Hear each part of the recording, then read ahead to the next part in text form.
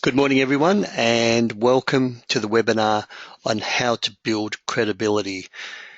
Build credibility as a speaker, build credibility as a presenter, build credibility as a trainer and facilitator. Peter Dew's my name, and you've got my contact details. A little bit about myself. I'm a public speaking trainer and coach, and my passion is helping people find their voice, helping people have the courage and the ability to speak up both confidently and effectively to make the impact in society, to make the impact around the world that they want to. Each of us has got messages, each of us has got points of view, each of us has information that other people need. And I wouldn't want anyone to not be able to confidently and effectively share that information because of their fear or their concerns or their inability to do effective public speaking. Most of you know my background is as a person who stutters. I spent most of my life avoiding public speaking, and that 10-year period from age 15 through 25, where I went through university, high school, and my early career as an elective mute. So I would not want anyone not to be able to contribute through that fear or that inability to communicate. The webinar, ask questions as we go. It's really good if you participate. Feel free to probe, ask further questions, even make comments.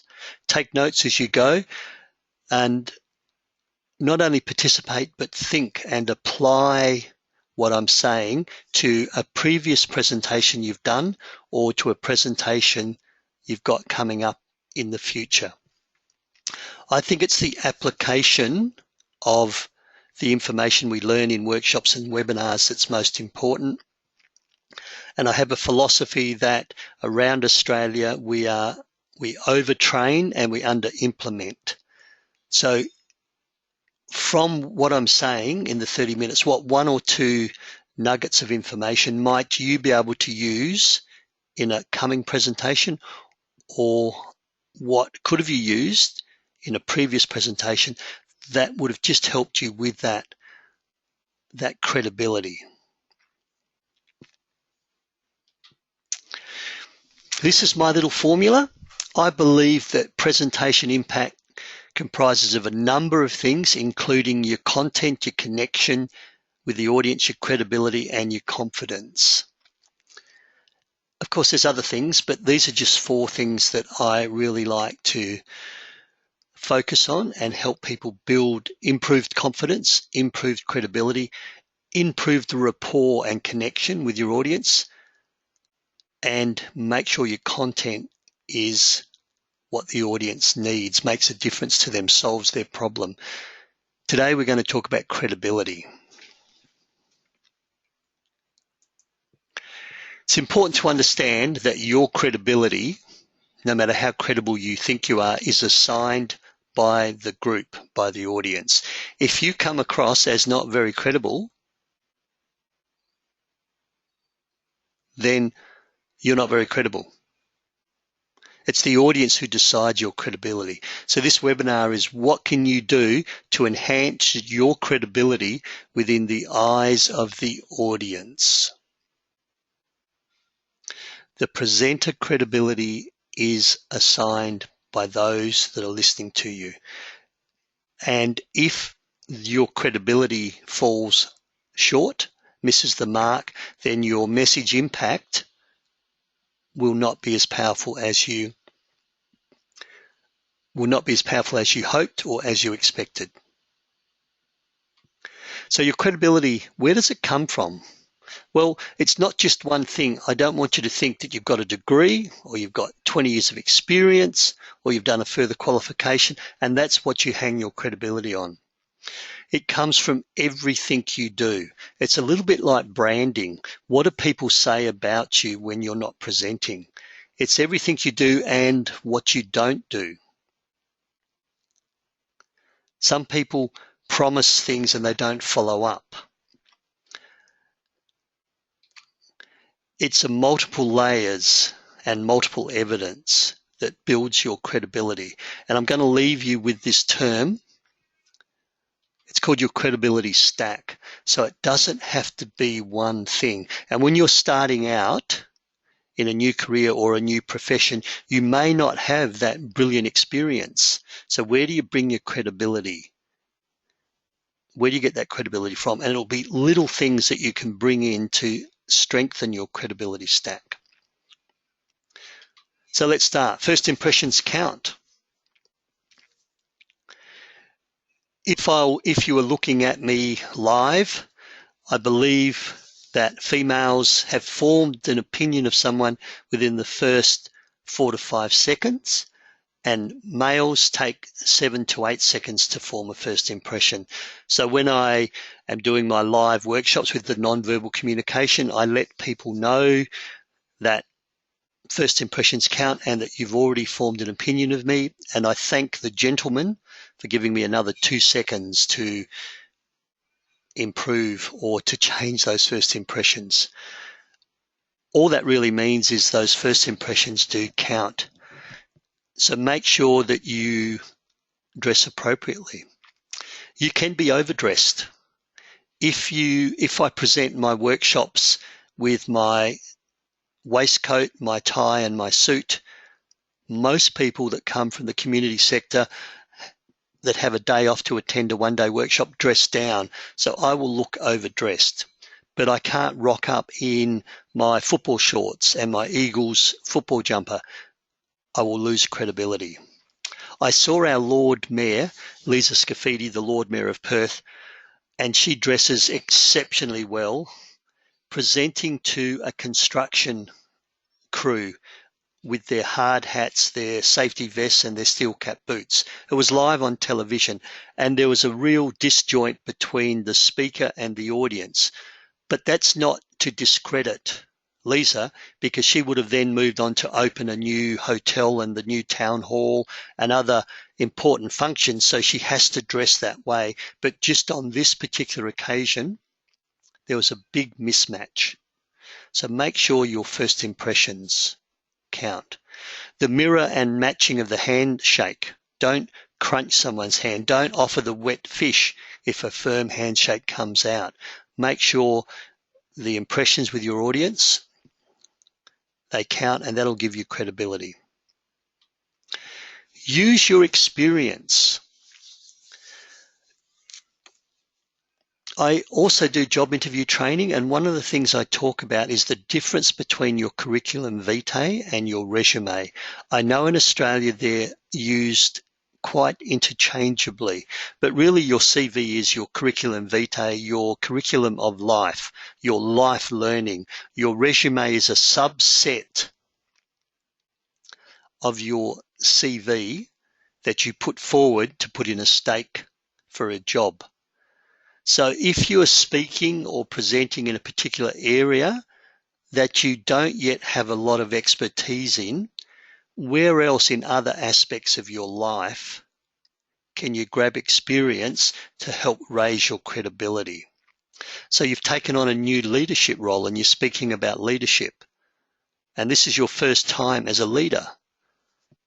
Where do you get credibility around leadership? Maybe it goes back to your sporting profession. Maybe it goes back to belonging to a community group or being a president of a Rotary Club or a Lions Club or some other community organisation. So don't be afraid to borrow from your entire CV to build credibility. Share your own struggle. Share your own journey. One of the things people tell me who have a fear of public speaking, they say when they hear about my story and my struggle and the discrimination and my perseverance to get to where I am now today, they now feel that they can also move forward in their public speaking journey. And my struggle and my fear of public speaking gives me credibility within the public speaking space. I've got an MBA. I'm also a medical scientist with biochemistry and microbiology, so I've got all these university qualifications. That's not what gives me credibility in the public speaking space. It's my struggle to overcome my stutter, my struggle to speak, that gives me that credibility. So borrow outside of your immediate experience? What can you grab? What story, what struggle, what journey, what success in your life can you use to just anchor that little bit of credibility in what you're now talking on?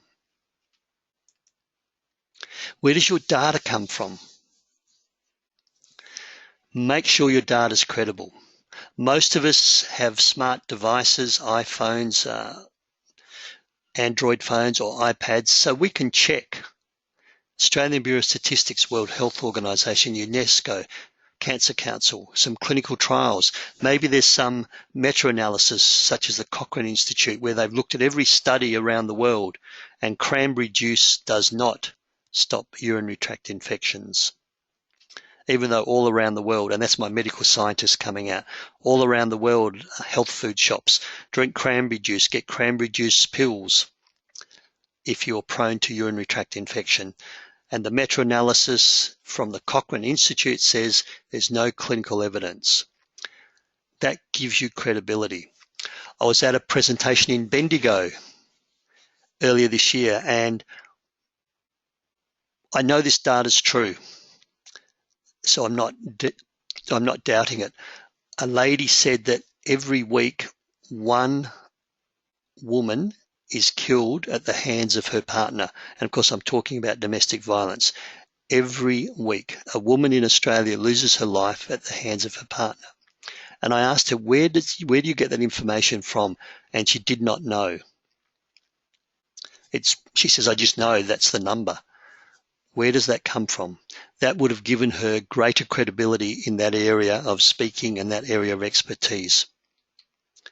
Just going to pause for a moment. Are there any questions? Feel free to type in. Are there any comments? What other areas of your CV could you use or may have you been able to use in the past to add credibility?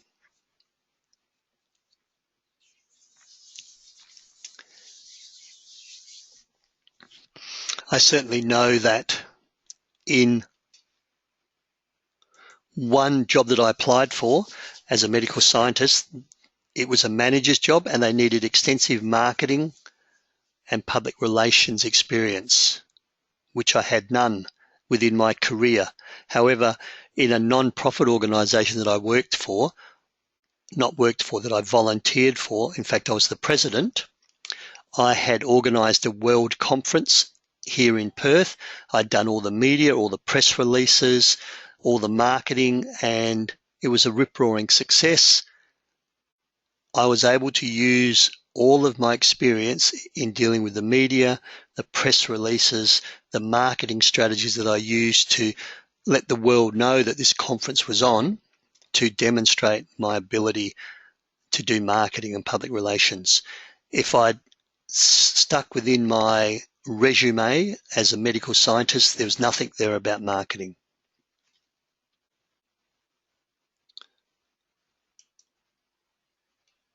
Okay, moving on. Feel free to write and publish. I've got 2 books that I've published. I blog regularly and I also do a monthly newsletter. Your books may not be best-selling books, and sometimes when you write a book, it's a positioning book that helps add to your expertise in that area. One of my books is called 7 Steps to Overcome Your Fear of Public Speaking. So do write a book. You can write an ebook now or a positioning book or a white paper, and it might only be 20 pages long. And then you can give that ebook away to your networks. Do blog regularly. Write articles. If you're in a professional setting, write to your journal articles, your professional journals. As a medical scientist, I was able to publish a few articles into the Australian Institute of Medical Sciences quarterly journal. How can you build your credibility? By writing something. I also write articles every now and then that I put on LinkedIn. LinkedIn is the professional side of social media. I have a podcast series that you can download at iTunes. on various tips. Create and publish content in your area of expertise. It also helps with your Google ranking, and you will be seen as an expert in this area. You need to create content to enhance your credibility.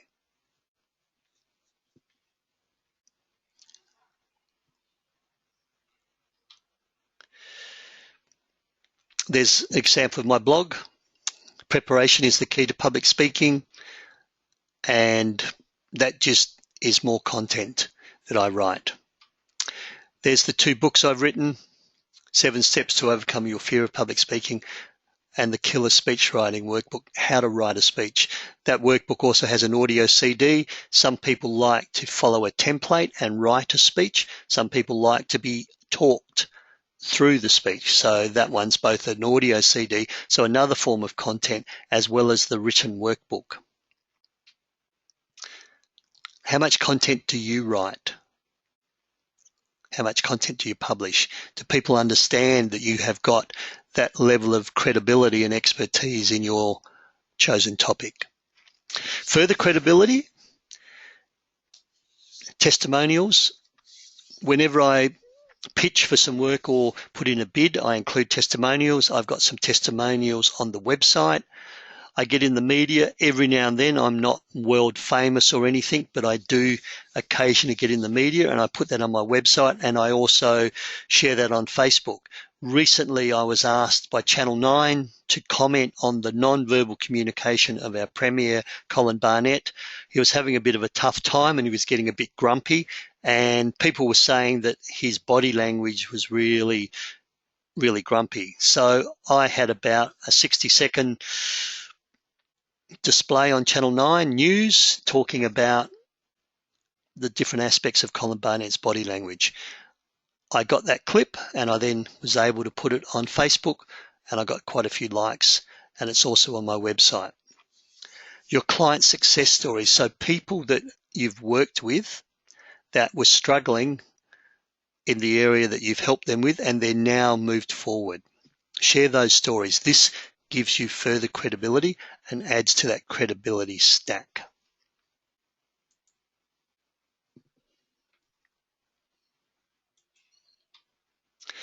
Sometimes you need to borrow credibility.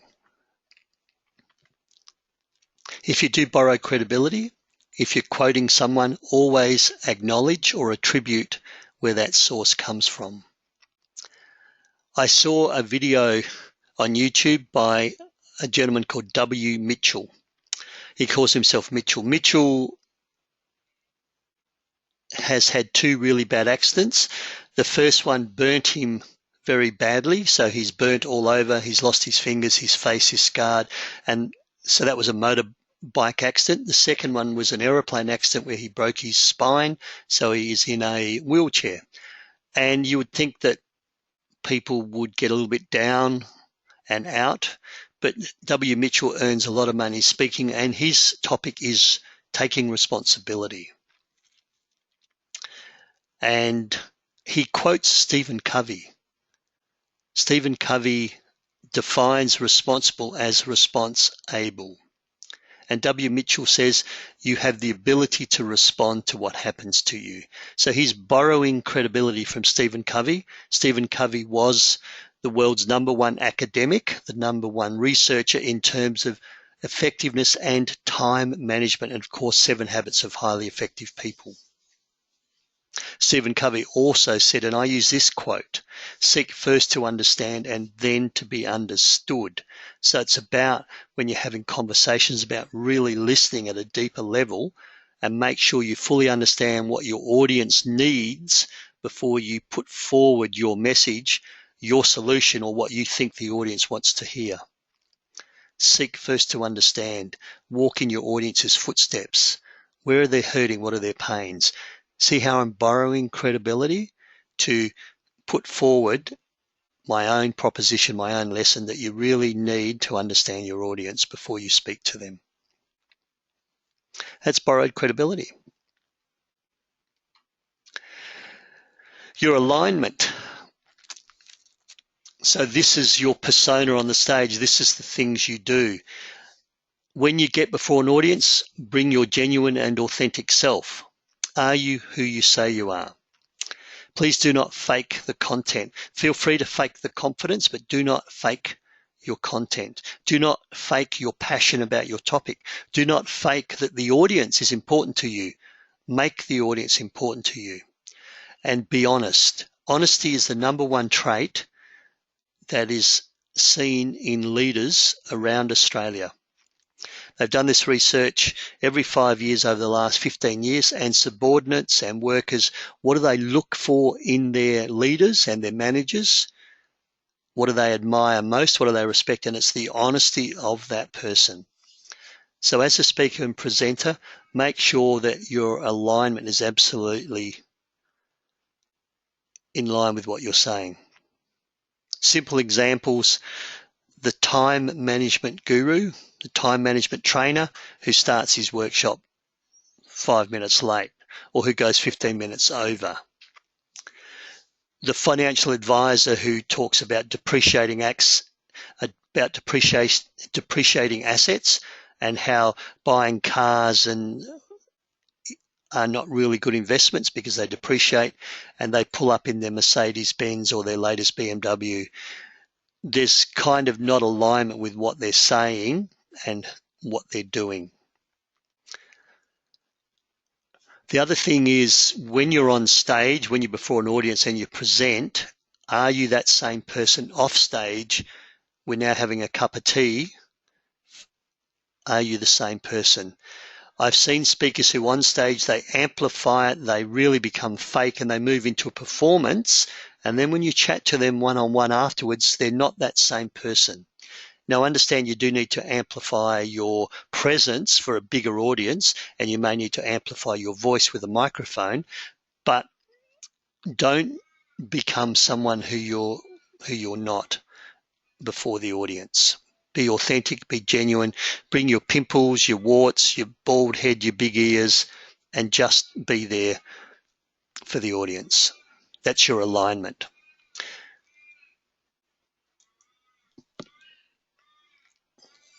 A few minutes to go, and we're getting towards the end. Your non-verbal communication. Non-verbal communication can be a real problem in terms of credibility. Some of our Prime Ministers, Julia Gillard, doesn't enjoy the credibility with the audience, or did not enjoy the credibility with the audience that perhaps she deserved. Our current Prime Minister has some non-verbal tics that also don't work well for his credibility. So here's a little table. And if you want this, please send me an email and I can send it to you. Early on in your presentation, you probably want to be approachable and you want to connect, build rapport.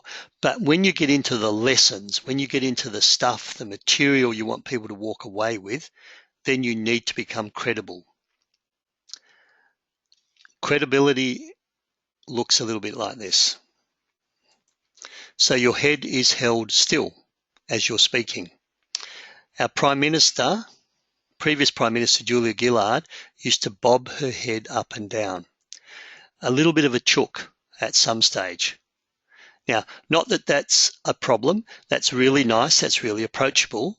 But when you get into the good stuff, the lessons, you need to keep your head still and you're seen as more credible.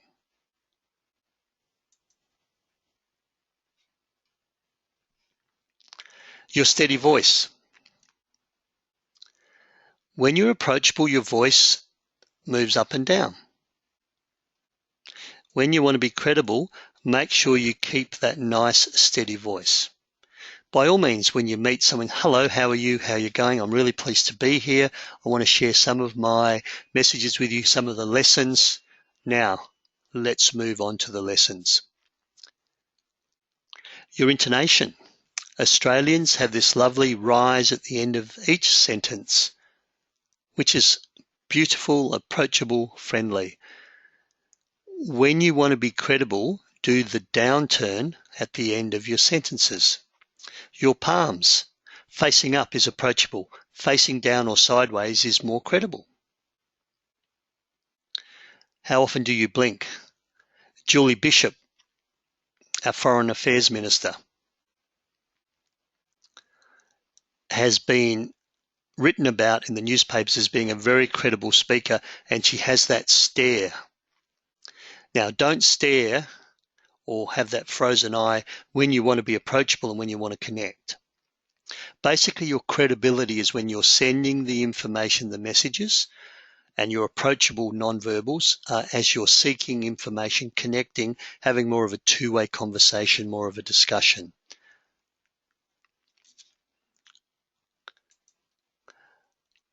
Is your nonverbal communication seen as credible, or are you lacking credibility with your nonverbal communication?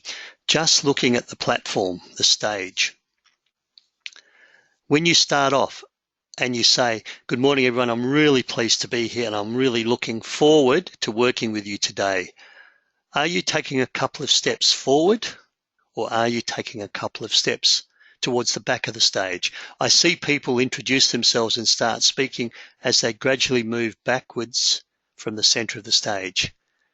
That's not sending a very credible and a very positive nonverbal communication. So at the start, I'm really pleased to be here. I'm looking forward to today's workshop. Move a couple of steps forward. Any questions on nonverbals in enhancing your credibility?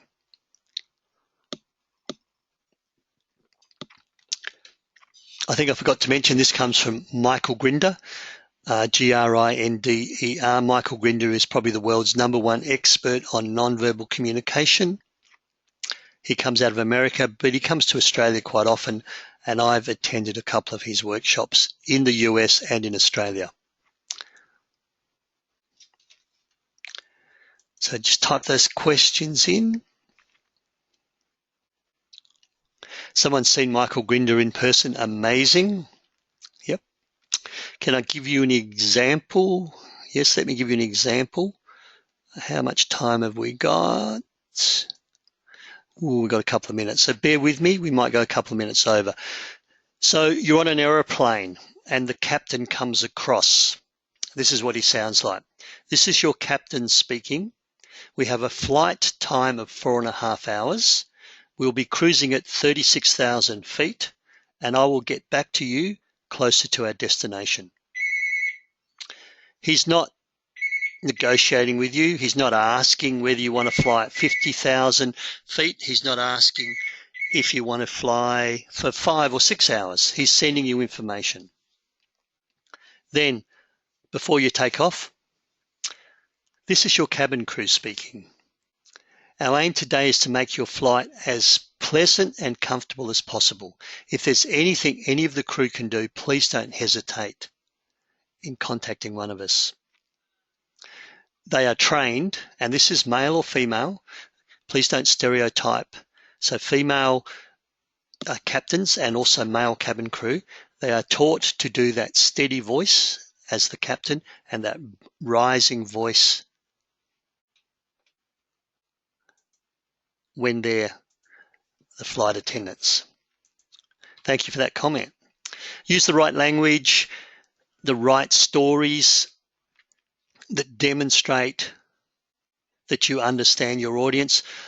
Another speaker you may have heard of, and I have to remember his name, Glenn Capelli. Glenn Capelli is a West Australian. He lives in Melbourne. Glenn Capelli is probably one of Australia's most renowned and respected speakers, really engaging. Glenn Capelli does a lot of work with the mining sector. He's a school teacher, never worked in the mines whatsoever. How does he build credibility and use language that breaks down the hard-nosed mining sector? He grew up in Kalgoorlie. So he tells his stories about going down the mines after school and, doing things he shouldn't do, and just a little bit of 2 or 3 minutes of his time growing up in Kalgoorlie and some of the stuff that he got up to. And straight away he has built credibility, and the audience is now more open to hear his messages. Use your stories, use the right language. I talk about the human heart When I'm talking about using statistics, the human heart pumps 350 million litres of blood in an average lifetime. When I'm working with Chevron and the oil and gas sector, I say 350 million litres of blood is enough to fill 3 super tankers full of oil. When I'm working with the Water Corporation in West Australian, Southern Rural Water in Maffra or Sale in Victoria, Colaban Water in Bendigo, I say 350 million litres of blood. That is, go home and turn your tap on for 45, full bore for 45 years. Leave your tap running, your kitchen tap, for 45 years. That's 350 million litres of blood. Of course, the Colaban water guys say, Peter, don't tell people to do that. Someone might actually waste water. All I'm saying is I've used different language, different stories for different audiences. One's Chevron oil and gas, one's the Water Authority. Same statistic, 350 million litres, but I want to make it memorable for different audiences. 3 super tankers, turn on your tap for 45 years. That will give you credibility.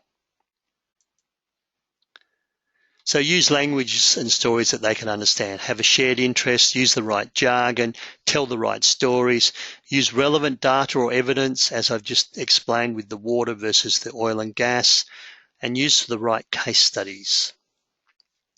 Build your stories and work out what stories is going to work for this audience. Have I got a mixed audience? Have I got an audience of school teachers? I work a lot with the disability sector, so I have to use different stories, different case studies for that audience.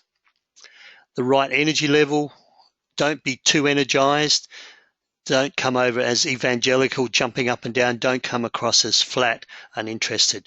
A simple rule to help you with credibility: your energy level must match that of the audience, and then just put a little bit on. You should be the most energized person in the room, but don't come in too high. Having said that, you can raise the energy level of the audience during your presentation, during the day, so you may end up at a really high energy level. But you need to know the energy level of the room, so you walk in with the right level. That'll give you credibility. So my call to action for today is, how are you going to build credibility? How are you going to add to your credibility stack? What is it that you could do? 1 or 2 things from some of the stuff I've shared in this 30 minutes to make you just a more credible presenter. I always like to let you know that I've got some upcoming workshops: Perth, Bunbury, and Melbourne. You can always find these events on my website, just Peter Dew and then /.com.au, then /events. I update them as often as I can. Next webinar, Thursday, 11th of June, another one of those C's on the first model: content, confidence, credibility, and connection. How to connect with your audience, how to build a greater level of rapport. And that is 9 a.m. to 9:30, so same time as this webinar. Any final questions before we wrap up? And the time has just gone, 9:33. I apologize.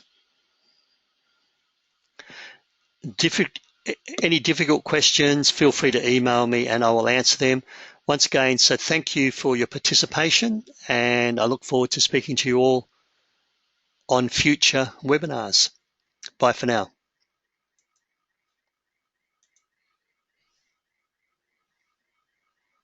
Thanks, everyone.